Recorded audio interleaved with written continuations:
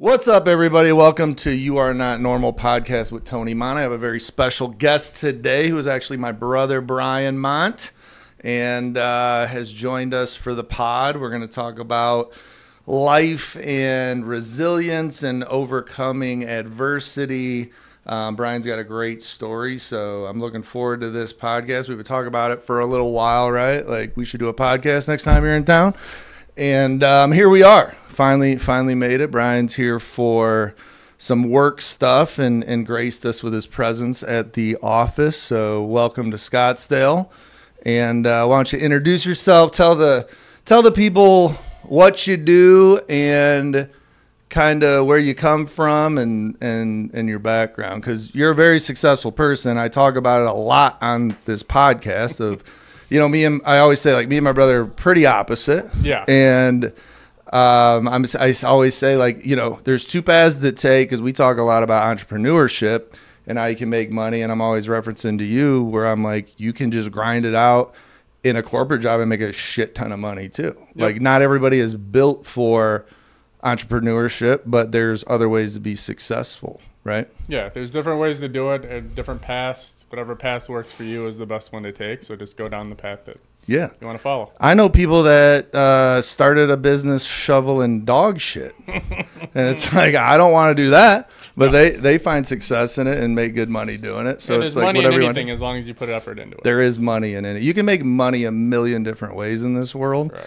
Like when our dad passed away like 8 years ago, and I was going through like an old box in the basement from my childhood, and I found a flyer I made when I was like 12, 13 years old. That was, I'll mow your lawn for $40 basically. And it was something like I printed on a piece of paper and then went and got copies of it. And it was so long ago, this was in the 90s, it didn't even have our area code on it. It was just 654-3278, which was our number. Yeah. Like, nobody put area codes on anything. There was no cell phones, or everybody had the same area code. It was all long distance if you need to use an area code. Remember long distance? Like, you would have to pay extra to call somebody with a different area code. Wild. It is crazy. But yeah, so that was only 20 years ago. Yeah, it's crazy. Yeah, we're getting old. Yeah. So what do you do now professionally? And like, why don't you give us the journey first on your professional career? Because, like, people see somebody that's successful that makes multiple hundreds of thousands of dollars a year. And there's a misconception out there, a different way to look at that. Some people will look at somebody that makes a lot of money and say, oh, like they were, born with a silver spoon in their mouth, or, they don't see the journey. They just see the outcome. Mm-hmm. But, like, why don't you tell everybody, like, what you do and then how you got started even doing this after high school? Yeah, so I work in a Fortune 500 company. I run supply chain for that organization. So anything from planning to logistics to distribution runs through me. I think, the highlight of my, school journey is back in high school, I got the second diploma because I had a C+ average. So I'm a solid C student. But, I worked for the same company for 20 some years. The company I worked for then ended up getting sold, but I was still kind of moved over with the new organization that acquired us. Started off in the mailroom, though. I got a job working in the mailroom sorting mail. That was my first job kind of as I was working through junior college. So the mail would come in, I would literally just sort it and then go sit at a desk, and I did data typing, data entry for probably like a year and a half. And then an opportunity came up that they were moving the office to North Carolina. We were in Illinois at the time, and there was a promotion that came with it. And I was just like, well, don't really want to spend the rest of my life in Northern Illinois. Want to get out to a little warmer climate, maybe change it up a little bit, see how I do. Mm-hmm. Kind of took it to North Carolina. Excelled there, grew there professionally, was able then to move to Atlanta in different roles and responsibilities, made it through the corporate ladder, worked in the corporate structure there. And then eventually moved to Tennessee, where I got into more deeper logistics operations. And then between Tennessee, Hoboken, New Jersey, and Seattle, Washington, got promoted up to director level responsibilities, kind of broad supply chain And then, yeah, That's went what to Chicago for a few years and then back to Tennessee. Spent months and months and months in Hong Kong, did a lot of international travel at a young age, so I got a lot of good experience kind of across the board that I could apply as I got older. But I think the biggest thing for me, it took me a very long time to get through college. I feel like I'm an intelligent person, but I am an average C student. We have 2 small kids right now, and they're trying to learn spelling. That's the one class I definitely failed in. It was one F I got in school was in spelling. So. I don't know if you have this, but like when I try to spell a word on a text or Google or something, like it doesn't even give me suggestions because I'm so far off. Yeah, I know. Like I would say, like I bring this up a lot where like scholastics was not stressed in our household or in our family really. No, I think I remember I have some fond memories of like Dad teaching me how to do some spelling, and I would look at the list and he told me that was cheating before I would do the spelling test. But yeah, I think we came up from a blue collar household. Dad definitely didn't go to college. Mom got her GED later in life. So I think from a parental standpoint, it's just like work hard and then you can kind of do whatever you want to do. And I think that's really read through and resonated with me for sure. Yeah. Yeah. So there's different paths, but I think the common theme between your story, my story is just taking risk and opportunity too. Like if both of us would have just stayed in Illinois, like we grew up in Rockford, which is an absolute dump, always top 10, most dangerous cities in America, right? Tons of gang violence and just not a ton of ways to make good money and have a good life up there. It's just one of those places like the Rust Belt where not a ton of opportunities, a lot of depression, a lot of just a lot of bad stuff going on there. So like if we would have just stayed in Rockford and never taken a risk on ourselves or in business or in life or taken an opportunity that came, like that's how you get stuck. So it's like no matter if you're an entrepreneur or you work for a Fortune 500 company, it's like when an opportunity comes, like take it. Oh, I want to move. You can get a different position if you move to North Carolina. Move to North Carolina. Oh, here's a different one in Atlanta. All right, I'll move to Atlanta. Yeah. Then Tennessee, then Chicago, then Tennessee. Like that's important. Like people don't understand like all the missed opportunities that come in your life that you just don't take and you don't grow. Like you're too comfortable and comfort kills creativity and growth. Yeah, I've always I don't know if I made this up or it kind of stuck with me. I feel like if you're standing still, you're moving backwards. You constantly got to be moving, whether it's professionally, personally. That's just a kind of a healthy mentality and lifestyle because it kind of keeps you going, keeps you motivated. Doesn't mean you can't find something you like to do and stick with it. But, it's always good to change it up a little bit just so you don't get too comfortable because things change. The only constant is change. So you need to kind of work on adapting to that in your life and be accepting of it if it's your circumstances allow you to, and then run towards something instead of away from it. And that's a big thing that I've taken in my professional career as well. Yeah, run towards the uncomfortable things and run to the pain, and get through it, or else you're 100% going to get stuck. I would say even myself, like times I didn't take risk or didn't change, like were the times that were the worst in my life. And I'm sure a lot of people listening are like, well, shit, they're like speaking to me. Like I haven't done any of that. I haven't taken any risk. I haven't done anything to get uncomfortable lately. And I feel stuck. Yeah. Like you said, it's like you're standing on one of them walking platforms at the airport, but it's if you're standing still and you're on the opposite one, because life's coming at you. Like you're never gonna stop life from hitting you, and that's like you're going the wrong way on that platform. But if you keep moving forward, there's going to be a lot of restraint coming at you with the platform moving. But you're eventually going to get to the end.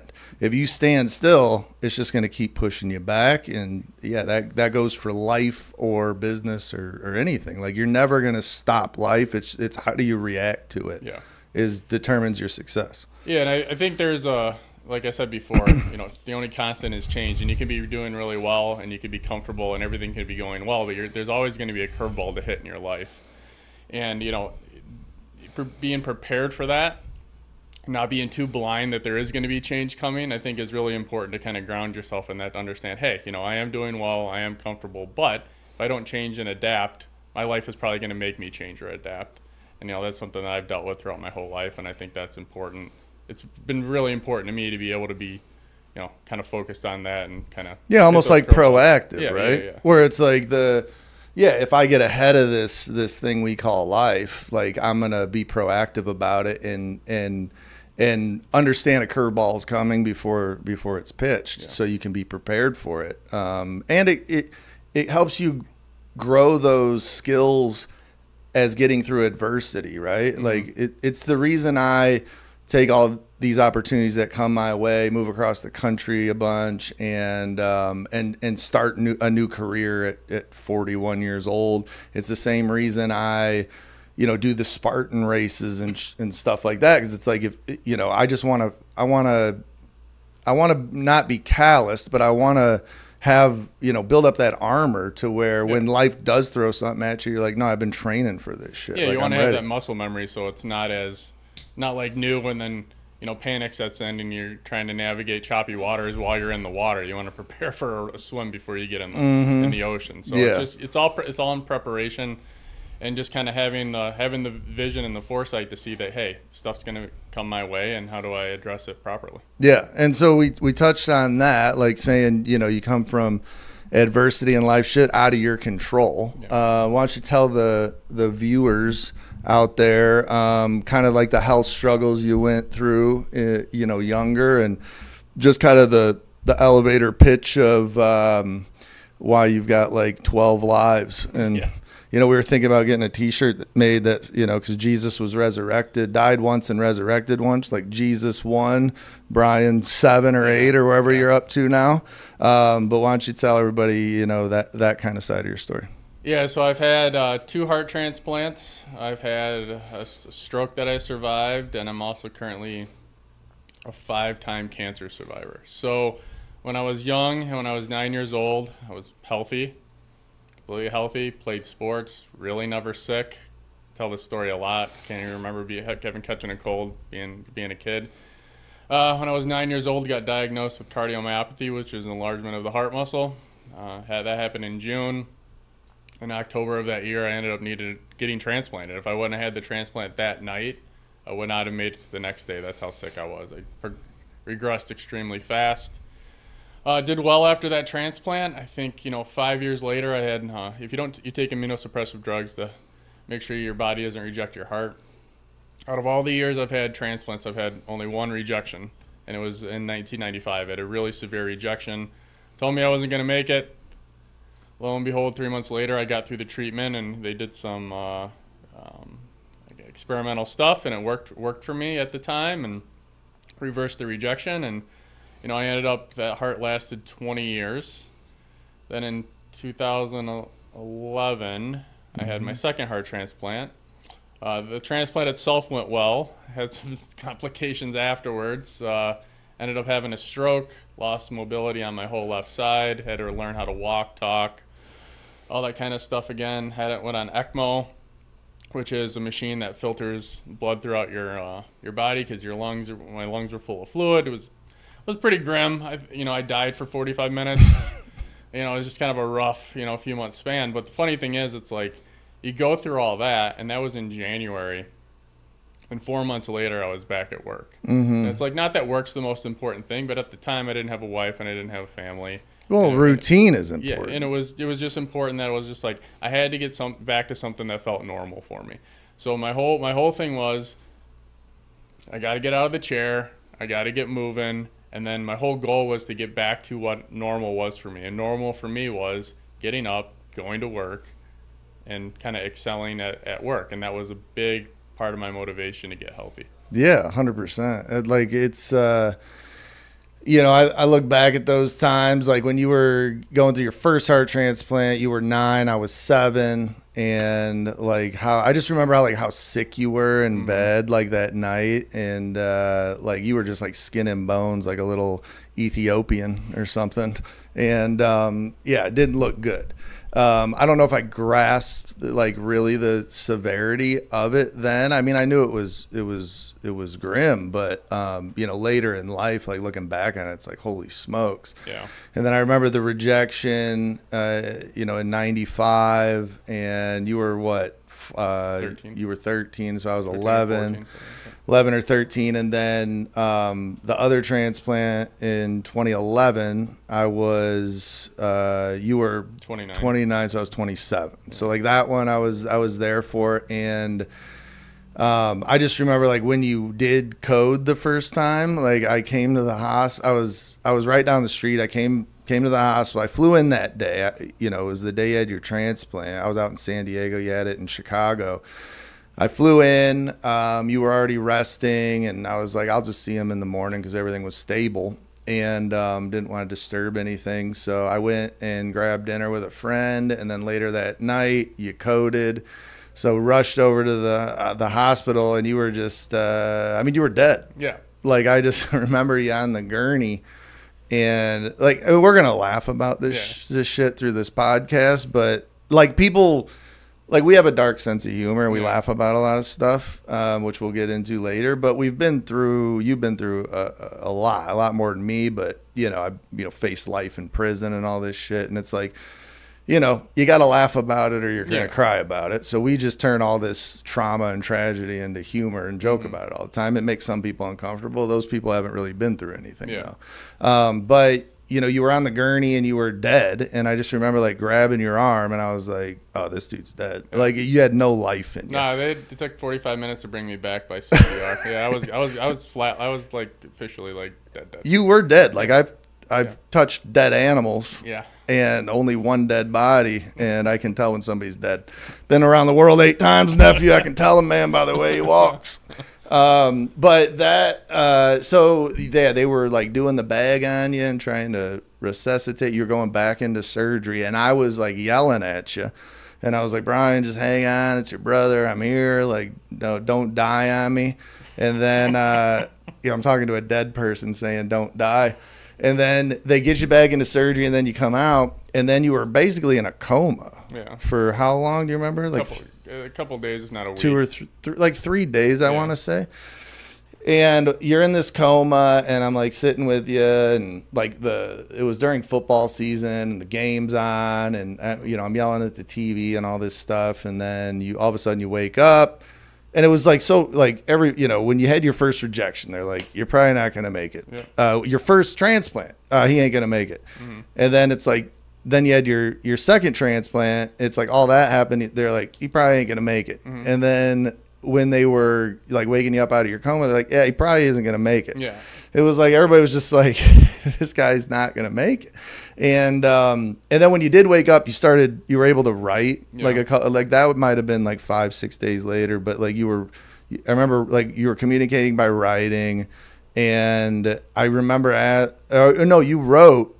It was me and you in the room, and you wrote. I heard you the other night, and I was like, oh, like yelling at the TV, like mm-hmm. the Packer game or the Bear game, and you're like, no. And I was like, when did you hear me? And you were like, when you got here. Like, I remember you saying, hey, it's Tony, like, don't die or whatever. Yeah. You don't remember that now, right? No. But you did remember it when you woke up, and you wrote it. And I was like, what the hell? I'm like, you remember that? Like, you were dead.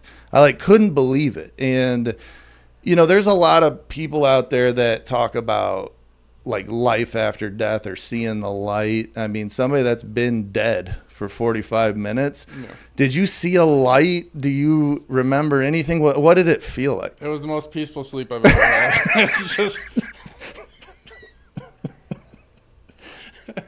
I mean, that's the only way to describe it. I don't remember really much of it. Yeah. It was a good, solid nap. Yeah. That's really what it was. Best sleep you ever got. So, yeah. Yeah, so like didn't see the light or anything. You just like a nice rest. Yeah, like you took a nap. My body just needed a break. That's it. Yeah, some of us do. Yeah. Interesting, but obviously there was brain function and stuff like that because you remember what I said. You don't remember it now because of all the drugs and everything they were giving you throughout the recovery. But it is interesting because everybody asks. What happens after death, and I'm sure everybody has a different opinion on it. Mm-hmm. And even that experience, like you still are strong in your faith and believe there is life after death, mm-hmm. right? Mm-hmm. You just weren't fully dead, probably. No, I think I mean, I think, yeah, there's probably bits and pieces where I was awake and where I wasn't. I think when you were probably yelling at me, it was before I was fully coded. Yeah, I don't remember much that happened then. The only thing I do remember is when I started waking up, one of the complications I had is I couldn't really see. And I thought it was the medication, but they weaned me off the meds and we were watching the football game. And you had talked about something was going on, and I just said that, I couldn't see. So I had this ophthalmologist come in, and I don't know if you remember this, but this ophthalmologist came in, and younger guy. Yeah, younger guy. With a hot chick. Yeah. Like his assistant or nurse or whatever. Smoke show. Yeah. Couldn't see her, but that's what I hear. You could smell her perfume. But yeah, so he came in and he looked at my eyes. I just woken up and kind of survived everything I survived, and I was still weak, not out of bed yet. I think I might have even still been. No, I wasn't intubated at the time. But anyway, he's like, you're never gonna see again. And I'm just like, what is what it is. And then Tony just yells at him and tells him to get the hell out of there. And the guy just didn't know what to do and just ran out of the room. But it's just like everybody's situation is different. On a serious note, everybody's situation is different. And I'm very fortunate, given everything that I've been through, that I'm on the other side of it now. I still deal with chronic illness on a huge level, but like to where I was 13 years ago to where I am now and where I could be, it is miraculous. But I think some of it is I've never thought I was gonna die. I've never thought I wasn't gonna be able to get through it. I've always just thought that I was gonna kind of get through things. I've been told I'm not gonna make it multiple times, and I'm still here. So until the day that I'm dead for longer than 45 minutes, I think is the time that I'll, eventually happen. But yeah, I think, it's a mindset thing too. They say people like heal from things simply by the will to live, or they pass away from losing that will to live. And it's like when, like our grandparents, Nanu died, and then how long was it? A year or two. Maybe a year where Nana died, just because like they were so codependent and together for almost 60 years or something. And it's like and Mary with Dad.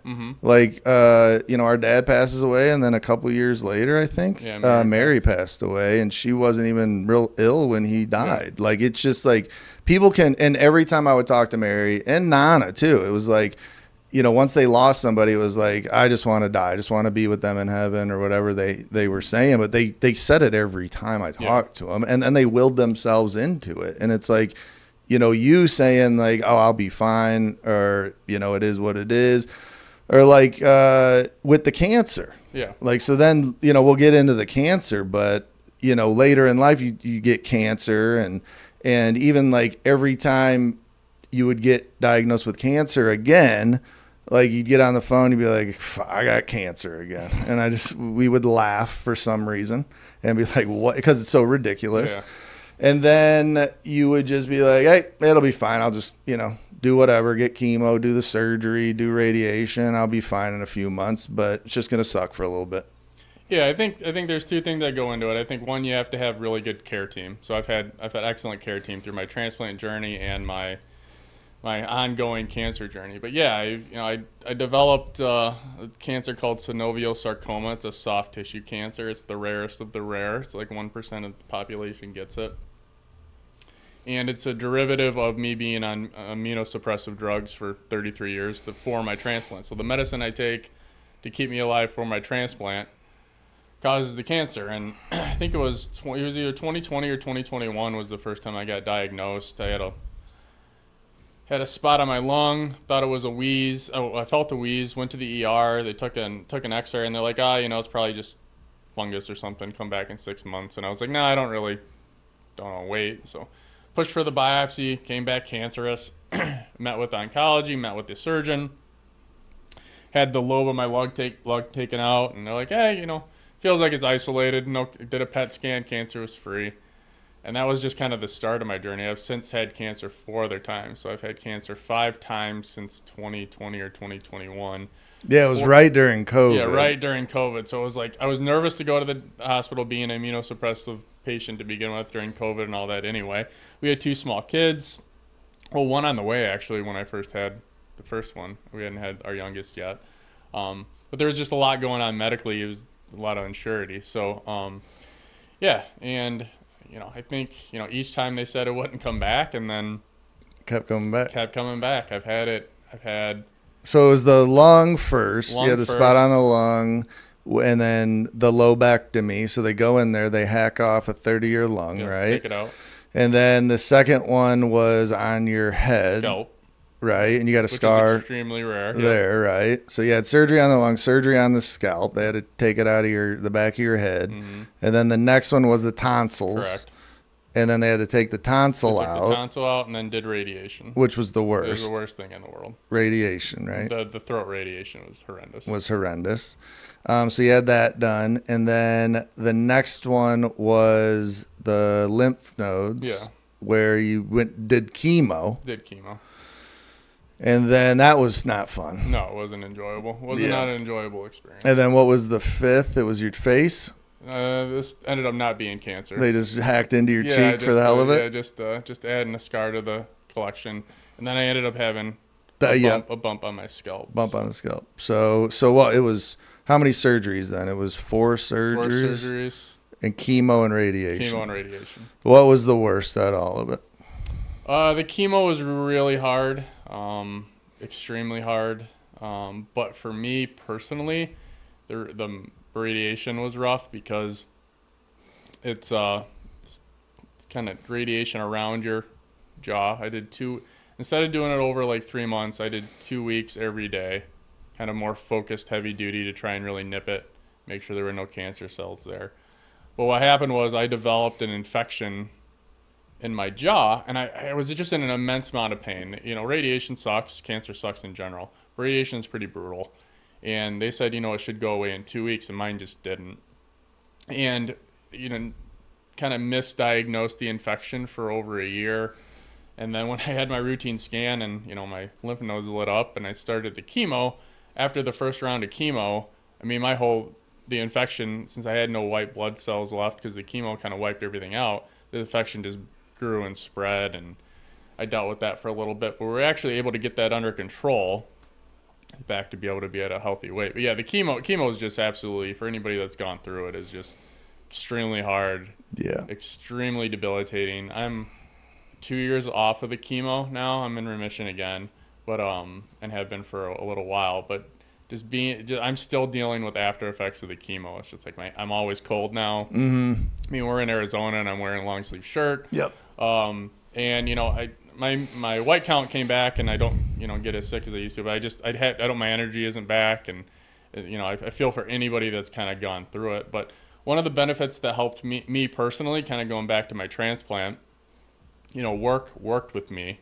Mm-hmm. Let me take some time off for chemo, but then also let me work while I was going through treatment. And having that to kind of balance me out a little bit kind of gave me something, outside of my family support, of course. We have 2 kids, but having something to get up and actually do, kind of motivated to get moving and get motivated and kind of get going there for a little bit. And I did 5 rounds of chemo before I was in remission again. So yeah, well, I remember that you going through the chemo, and you would get to the point, like you'd have the chemo, then it would take a couple days to where it would make you super sick. Yeah, I did 5 days in a row. So by day 3, I was kind of toast. And then you couldn't even barely speak, right? Yeah, it was. There was one time, was it the second round or something, where one of the rare moments where I think you broke down and just couldn't take it anymore. Like, I think you've only done that a couple times in your life where you were just like, I can't fucking take this anymore. And didn't like the doctor come in, you were just like, pull the plug. Like, I tell my wife this all the time. Like, if there was it was the first round. Yeah. And I ended up, the chemo medication I was on, you could become toxic on it. And my body became toxic. And the medical team at the time missed it a little bit, and I was kind of out of my mind. I was having these weird. You were hallucinating. Yeah, it was just weird out of body, weird dreams. Didn't eat or drink anything for like 3 or 4 days, and I was telling my wife, I said, if there was a button that I could have pushed the button and it could have just ended it right there, I would have pushed it 7 times. Yeah, it was just like it was after out of anything I've been through in my whole entire life, including the stroke and having to relearn how to do anything, that was the lowest and sickest point I've ever been in my life, given the toxicity and just, I mean, I didn't get out of bed for 3 days. Yeah, you're literally like a living dead person. It was so rough. And there was, I remember like one of the stents with chemo. I don't think it was your first one, but I flew out there because you were in the hospital. That was for the infection. Yeah, because the chemo popped the infection. Yeah, and you were stuck in the hospital for a like while. 10 days, yeah. And I remember like Heather was like had called me and she's like, your brother is just like miserable. Yeah. Like you got to just come and see him. And I just like flew out the next day and went to Vanderbilt. And I come up and see you, and I just kind of used that. I didn't know this was how it was gonna be when I got there, but like you were just so down in the dumps and just miserable, and I was just like, well, I'm not gonna sit here and dwell on the misery. Let me just make a joke of everything. And like every nurse that walked in, I was like hitting on and joking with, and like it was just super like. It was just like a good, like it kind of kept your mind off of shit for a minute. And we played cards and just, and I think that goes hand in hand with like the work thing too. Like if you can keep your mind off of something, like you can get through it. It's dwelling on whatever's going on and not getting out of that routine like is what's going to just keep you down and depressed. Yeah. And I think the biggest thing I've learned out of my journey is kind of talking about, like we talked about the curveball before. Like I always identified as a transplant recipient, and now even though I've had 2 transplants and I'll be 34 years out with both of them in January, I identify more now as a cancer patient. And it's something I never thought I would have to deal with. They talked about it with me when I was 9. They're like, at some point you might get cancer because of the meds, and that was 34 years ago, and for it just to pop up out of the blue and it'd be so rare and so aggressive. But the other thing that I've taken out of it, and I've kind of lived my life like this anyway, there's always somebody going through worse. It's like as rough as I've had it, I've still been fortunate enough to get through it. And I've still been able to stay employed. My family's healthy. I have a great family, great support system around me.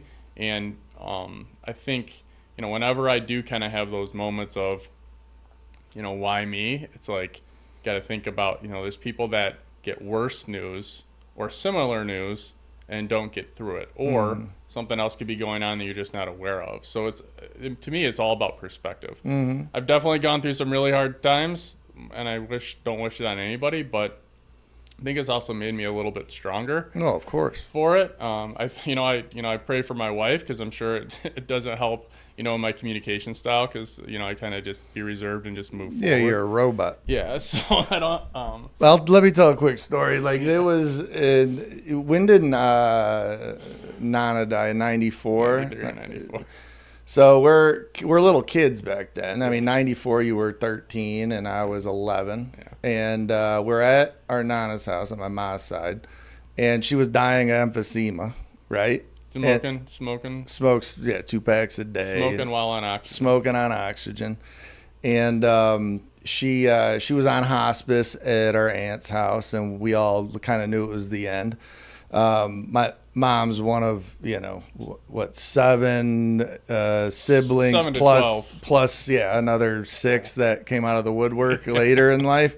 But 12 or 13 or something I think we're up to now. So we have a lot of aunts and uncles, a lot of cousins, and we were kind of all over there supporting everybody. And as little kids, I remember like it was Nana's like last few minutes, and she was, taking her last breaths as a human being on this planet, and everybody's kind of somber and crying, and even us kids besides you were kind of getting scared and crying because it was a scary moment watching somebody expire in front of you.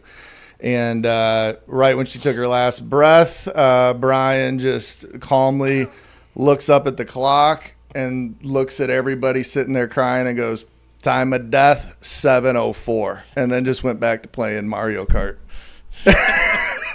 And if I could sum up Brian's emotional, persona, that's about it. Yeah, I'm not a real emotional guy. I am in some aspects of my life, but I've always just kind of been like that. I think it's just because I've had to face life or death decisions since I was a kid, so I I didn't really have a chance to be a kid. I mean, I played and did stuff like that, but making like you had serious decisions and stuff to taking go medicine through. twice a day. You make decisions. Had to be different responsibilities and stuff. And I think like going through adversity though, that's why like, all my best friends have been through something, because it's like you can relate to that person more. It's more fun to joke about, dark stuff than to, take life so serious, I think.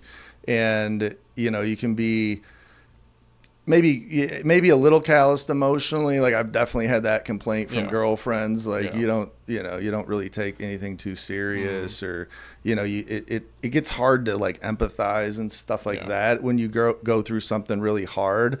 Like you go through cancer 5 times, 2 heart transplants, a stroke, and then somebody wants you to empathize that their cat got killed or something in a car. A car ran over their cat, and you're like, I don't know how to deal with this. Like, there's other bigger problems out there. But I think that might be a negative aspect of it, where it's hard to relate to smaller things in other people's lives and empathize about it because you've been through so much. But at the same time, it does help us be that kind of rock in some people's lives, and maybe a community where you're like, hey, I've been through all this.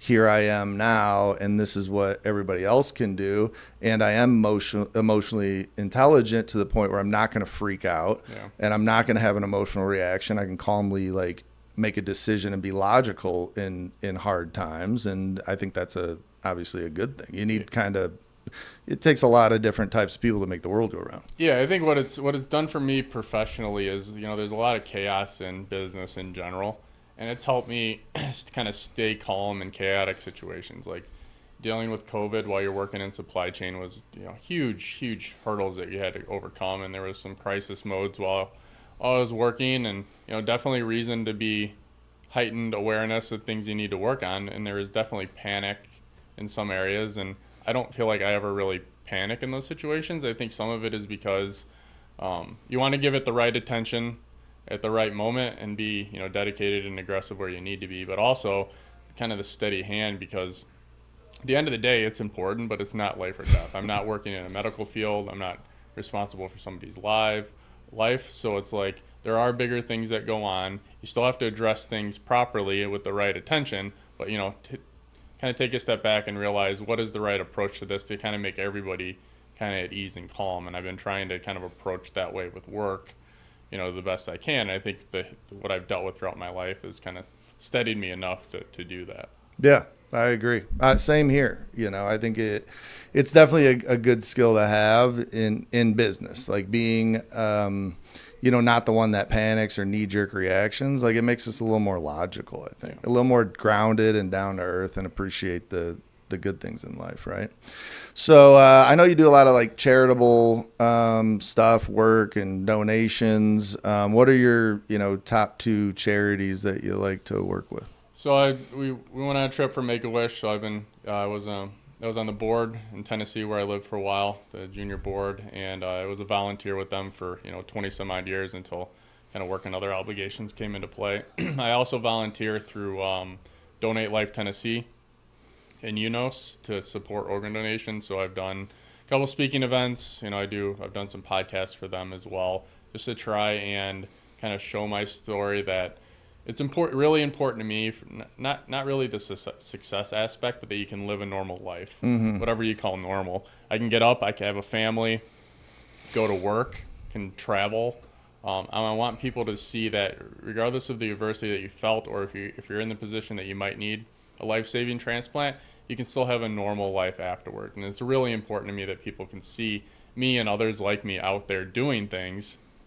So if they, you're more likely to need a transplant than to have to give be a donor. So it's important for me to be out there and let people kind of see you can kind of live your life. And those are 2 causes, Make-A-Wish and then organ donation, that I definitely support wholeheartedly and volunteer for. I'm ambassadors for, and spend my free time with. Yeah, I preach Make-A-Wish a lot, on my social media, for my birthday, for Christmas, all that kind of stuff, and we donate a lot to it.